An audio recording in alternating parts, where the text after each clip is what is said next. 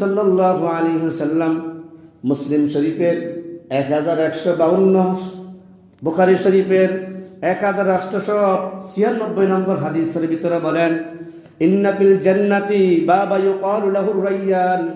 আল্লাহর হাবিব সাল্লাল্লাহু আলাইহি ওয়াসাল্লাম বলেন, রায়্যান নামক একটা দরজা আছে, ওই দরজা দিয়ে আল্লাহ পাক রব্বুল আলামিন ইয়াদখুলু মিনহু সাইমুনা ইয়াওমাল কিয়ামাহ।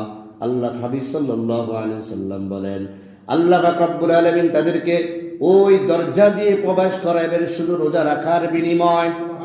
কিসের বিনিময় ভাই? রোজা রাখার বিনিময় আল্লাহ পাক রব্বুল আলামিন তাকে ওই দরজা দিয়ে প্রবেশ করাইবেন। আল্লাহর হাবিব সাল্লাল্লাহু আলাইহি ওয়াসাল্লাম হাদিসের পরের অংশের ভিতরে বলেন, লা ইয়াদখুলু মিনহু আহাদুন গায়রুহুম। আল্লাহ তাআলা তাদেরকে প্রবেশ করাইবে না, তারা ব্যতীত আর কেউ ওই দরজা দিয়ে প্রবেশ করতে পারবে না। তাহলে রোজা রাখার ফজিলত আছে না নাই?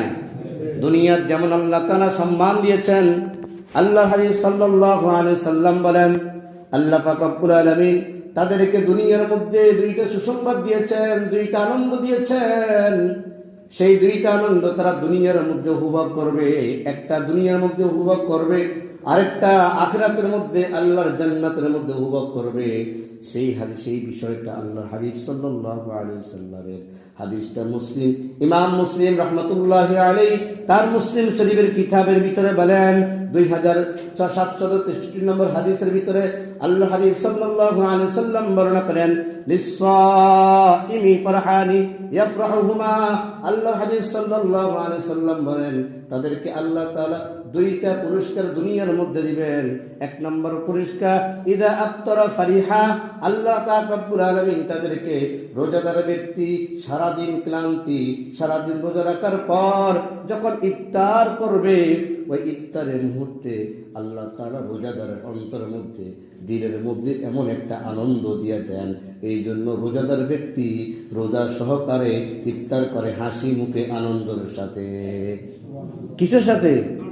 আনন্দের সাথে। দেখবেন ইফতার সামনে আসছে, সব কিছু রেডি, শরবত, পানি গ্লাস, মনে হয় পানি পিপাসা এমন লাগা লেগেছে, মনে হয় সমস্ত এক গ্লাস পানি কিচ্ছুই হবে না।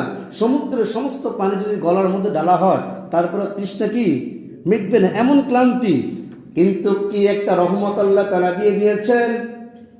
বান্দা যখন ইফতারের সর্বপ্রথম যেই পানির যে শরবতের গ্লাসটা যখন মুখে নেয়, ওই একটা গ্লাস পানি শরবত পান করার পর আল্লাহ তাআলা তার এত বিশাল তৃষ্ণাটা এক গ্লাস শরবতের বিনিময়ে মিটাইয়া দেন।